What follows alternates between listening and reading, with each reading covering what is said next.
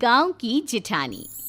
शांति अपने दो बेटों अर्नव और आरुष के साथ शांति से जीवन बिता रही थी, लेकिन शांति के पति सोहन से उसकी कभी कभार थोड़ी अनबन हो जाती थी। एक दिन शांति रोज की तरह सुबह का खाना बना रही थी, तभी दरवाजे की घंटी बजी। घंटी की आवाज सुनकर वो दरवाजे की ओर जाते हुए कहती है, अरे आती हूँ, कौन है, सब्र करो।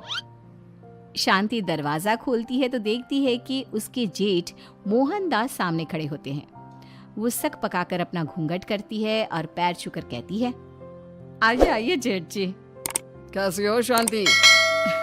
जी मैं तो बिल्कुल ठीक हूँ, सब आपकी मेहरबानी है भाई साहब। शांति और मोहनदास की बातें सुनकर शांति का पति सोहन और उसके दोनों बेटे बाहर आ जाते हैं।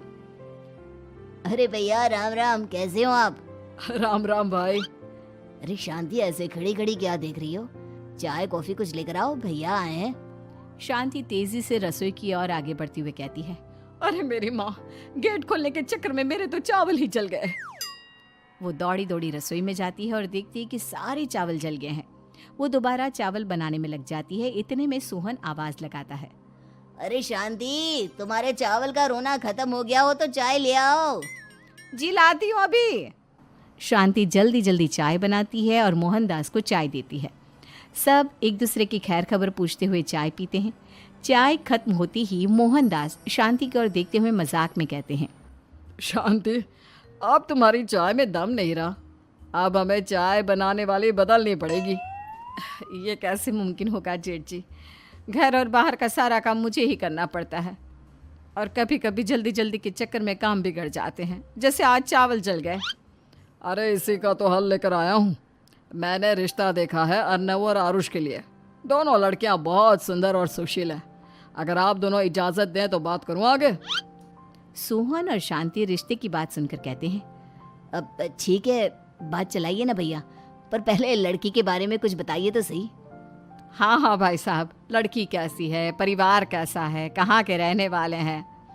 देखो परिवार तो बहुत अच्छा है, पर वे दोनों लोग बहुत गरीब हैं। दहेज में कुछ मिलेगा नहीं। अरे हमें दहेज में कुछ चाहिए भी नहीं, बस लड़की संस्कारी होनी चाहिए। एक लड़की तो पढ़ी लिखी है और शहर की रहने वाली है, पर दूसरी अपनी गरीबी की वजह से पढ़ न सकी और गांव में रहती है, लेकिन दोनों है बहुत खूबसूरत। अगर तुम सबको देखते ही पसंद ना आ जाए तो मेरा नाम बदल देना। हाँ, पर तो हम आंखें मूंद कर भरोसा कर सकते हैं भैया। आप आगे बात चलाइए, हम शादी करने को तैयार हैं। कुछ ही दिन में अर्नव और आरुष की शादी हो जाती है। आरुष की शादी अनपढ़ लड़की मंजरी से हो जाती है, जो कि बहुत भोली भी होती है, और अर्नव की शादी पढ़ी लिखी लड़की तनुजा से हो जाती है, जो कि घमंडी और चालू होती है। एक दिन मंजरी घर के काम कर रही थी कि अचानक शांति उसे आवाज लगाती है, बड़ी बहू, ओ बड़ी बहू, मंजरी जल्दी यहाँ आओ। मंजरी जल्दी जल्दी शांति के पास जाती है। बेटा मेरे पैर दबा दे, बहुत दर्द हो रहा है। जी माँ जी, बस बर्तन धोकर आती हूँ। अरे बैठ यहाँ, मेरे पैर में बहुत तेज दर्द हो रहा है, बर्तन छोटी बहू धो लेगी। मंजरी शांति के पैर दबाने लगती है तो शांति तनुजा को आवाज लगाती है, छोटी बहू, ओ छोटी बहू। तनुजा थोड़ी देर से आराम से चलकर आती है। जी माँ जी, आपने बुलाया मुझे? आपको कोई काम था क्या? तू कुछ काम कर रही है या?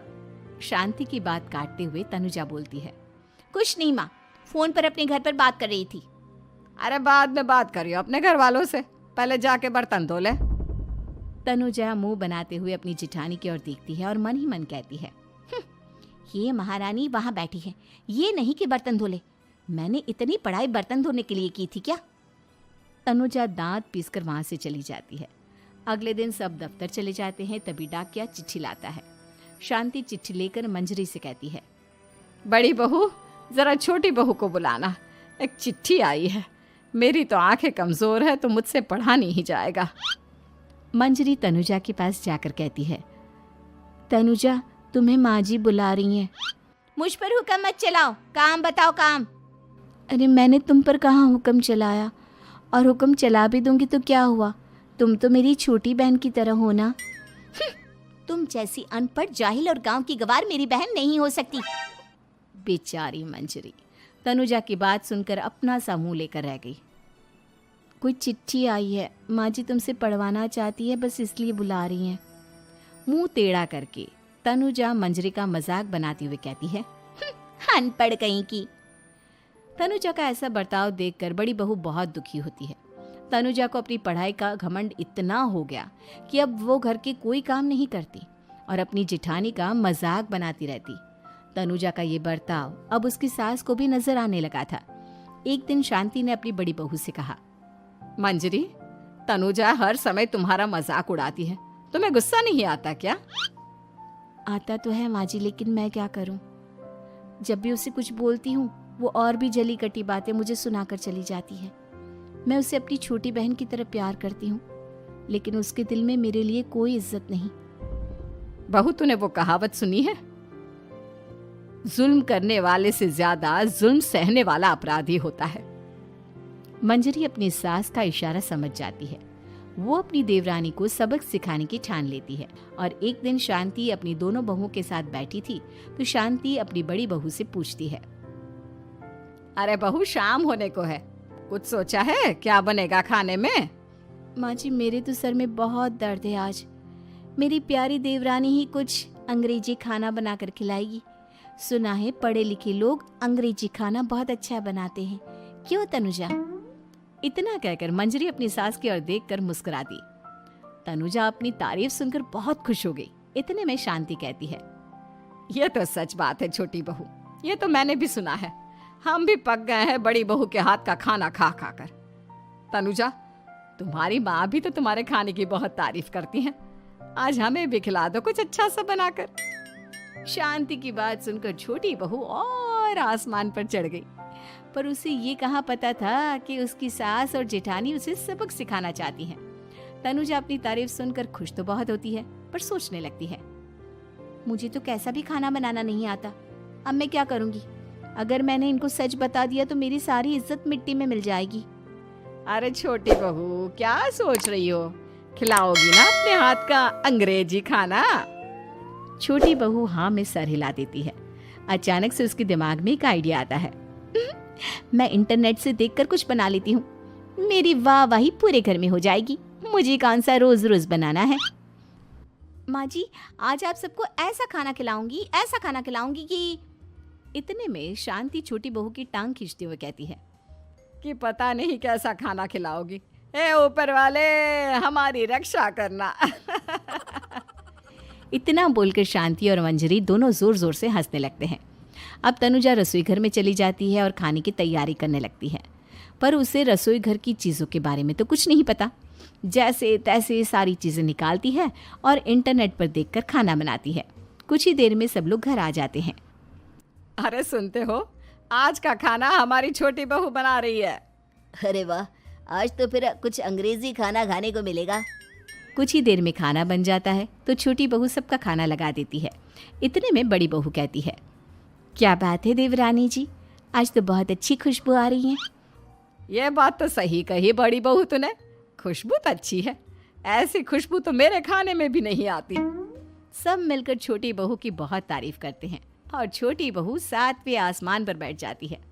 अब सभी खाना खाते हैं। जल्दी जल्दी दो, अब तो मुंह में पानी आ रहा है।